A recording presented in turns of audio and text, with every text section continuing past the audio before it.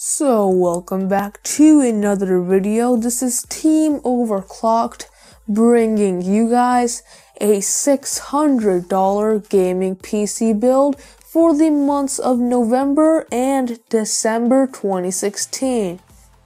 Now this PC can run all of the latest AAA titles at 1080p ultra settings at around 60 FPS, and it is also great if you want to do some lighter 1440p gaming as well, which is great for a $600 gaming PC since that is on the lower end of things when it comes to gaming PCs for 1440p.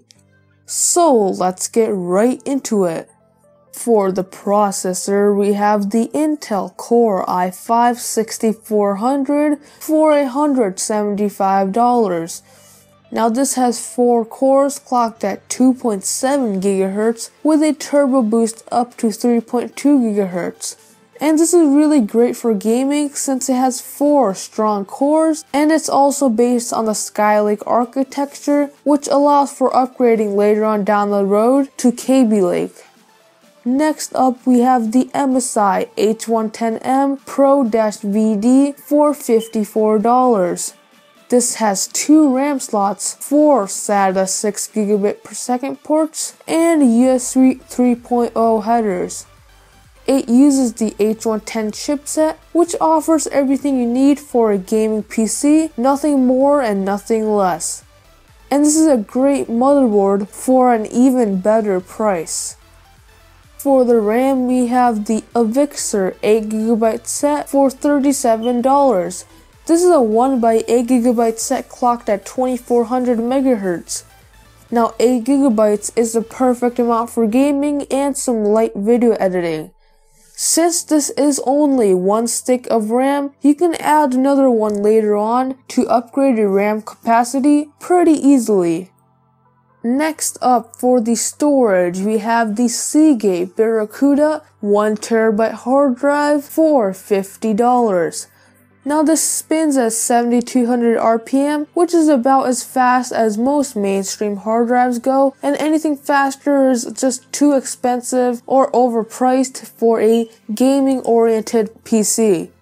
This will be good for mass storage like games, movies, and media files, and it's a good bang for the buck storage option. For the graphics card, I got the MSI RX 480 4GB for $220. This is clocked at 1.12 GHz, has 4 GB of GDDR5 VRAM, and a TDP of 150 watts.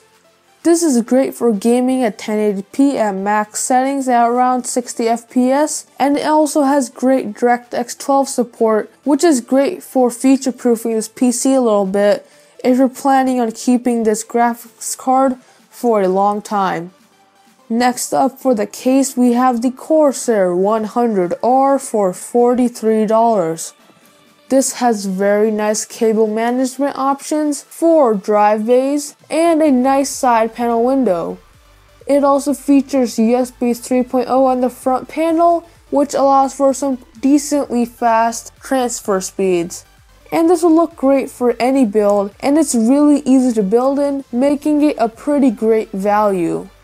Last but not least, for the power supply, we have the EVGA 500W ATX power supply for $35.